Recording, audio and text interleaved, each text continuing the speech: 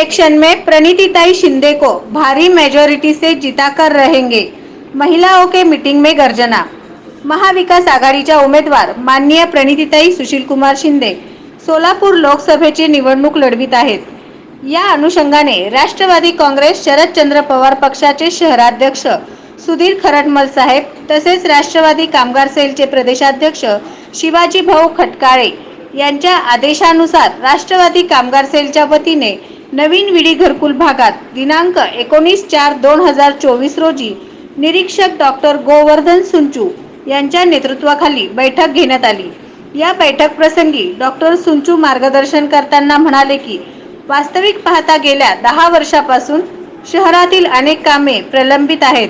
उदाहरणार्थ शहरात युवकांना नवीन रोजगार मिळण्यासाठी उद्योग उभारणे, धूम्रपान कायद्यातून विडी वाचवणे, यंत्रमाग कामगारांसाठी कल्याणकारी महामंडळ स्थापन करणे, रस्ते ड्रेनेजचे अपूर्ण काम पूर्ण करणे, महिलांना रोजगार उपलब्ध करून देण्यासाठी प्रयत्न करणे, ग्रामीण भागात शेतकरी व शेतमजुरांना न्याय मिळवून देणे, पाण्याचे दुहेरी पाईपलाईन त्वरित करणे, महागाई रोखण्यासाठी लोकसभेत प्रश्न मांडणे आदी विषयी माननीय प्रणितिताई शिंदे यांच्याकडून अपेक्षा आहेत आणि हेच प्रणितिताईंनी निवडून देण्याचे कारण सांगितले।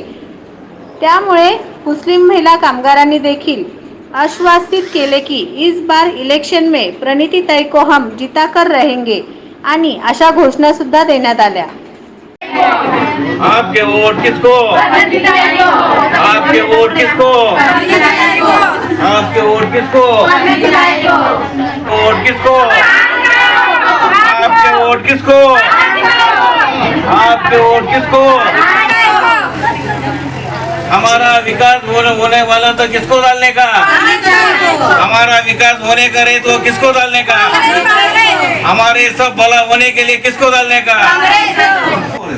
वो काम नहीं दे रहे, अपने ज्यादा से ज्यादा काम नहीं दे रहे, तो अपने काम कैसा? अभी 10 साल की जो बीजेपी के कर्जदार थे वो कुछ भी काम नहीं करे, तो अपना कहीं 5-6 साल से क्या हो रहा है, वीडियो उद्योग अड़चन में आने के बाद धंधा कम हो रहे हैं। अपने जो मर्द लोग जो काम कर रहे हैं तो यंत्रमाग कामगार में भी उनका भी होगा, राज्य सरकार का महामंडल स्थापन नहीं हुआ, उसके लिए उनका भी धंधा अड़चन में।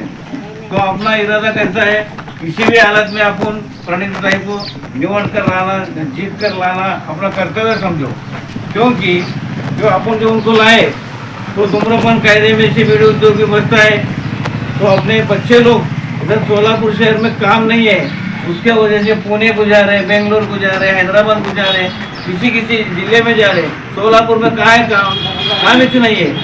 अभी बीड़ी का भी काम नहीं है ज़्यादा, तो टेक्सटाइल में काम करना पड़ता है, तो उधर भी काम नहीं है, तो टेक्सटाइल में उनका भी जो कैसा जीएसटी के बारे में सूद का भाव बढ़े सो है, सूद का भाव बढ़ने से उनका भी धंधा नहीं चल रहा है।